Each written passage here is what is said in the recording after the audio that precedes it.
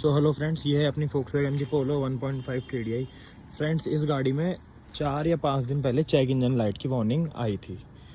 तो फ्रेंड्स, उस केस में मैंने क्या किया, डायग्नोस कराई गाड़ी अपने ODS से या फिर VCDS से, जो फोक्सवैगन का जेन्युइन सॉफ्टवेयर आता है गाड़ी को डायग्नोस करने का।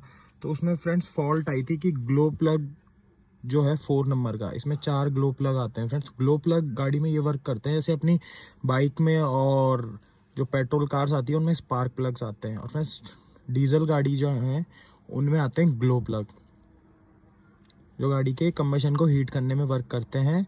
बैटरी से डायरेक्ट करंट उन तक आता है जो गाड़ी को हीट करते हैं। तो फ्रेंड्स, एक ग्लो प्लग की इसमें फॉल्ट आ रही थी, तो फिर मैंने ग्लो प्लग चेंज करवाया गाड़ी का। कुछ इस तरीके का इसका ग्लो प्लग आता है।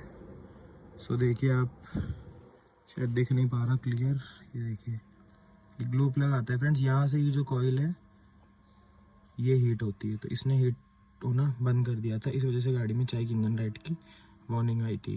फ्रेंड्स, अभी ये चेक इंजन लाइट की वार्निंग नहीं है, गाड़ी अभी स्टार्ट नहीं है, स्टार्ट होते ही चली जाएगी। ये देखिए जा चुकी है।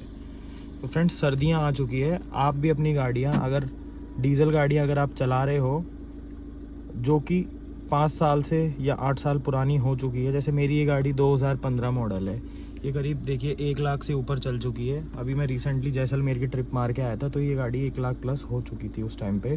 करीब 2000 किलोमीटर की मैंने ट्रिप मारी थी गाड़ी से, तो उस टाइम पे ये हो चुकी थी। फिर मैं जयपुर आया तो उसके अगले 2 दिन बाद चेक इंजन लाइट की वार्निंग आई। फिर मैंने गाड़ी को डायग्नोस करवाया VCDS या फिर ODS से आप करवा सकते हो। तो उसमें मुझे ये फॉल्ट पता चला कि ग्लो प्लग जो 4 नंबर वाला है उसमें कुछ फॉल्ट है। तो फिर मैंने ग्लो प्लग 4 चेंज करवाया, चेक इंजन लाइट ऑटोमेटिक गाड़ी की चली गई।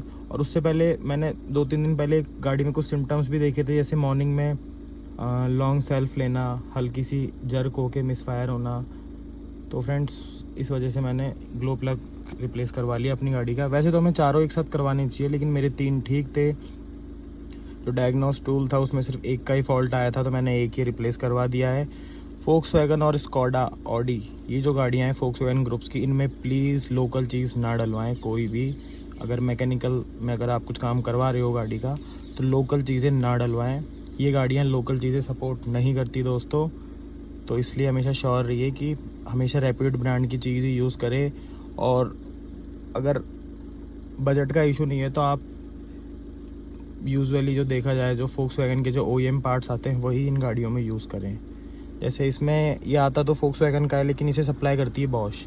तो प्लीज़, अगर आप बूडमो से भी अगर कुछ ऑर्डर कर रहे हो फोक्सवैगन का, तो एक बार ये चीज़ चेक कर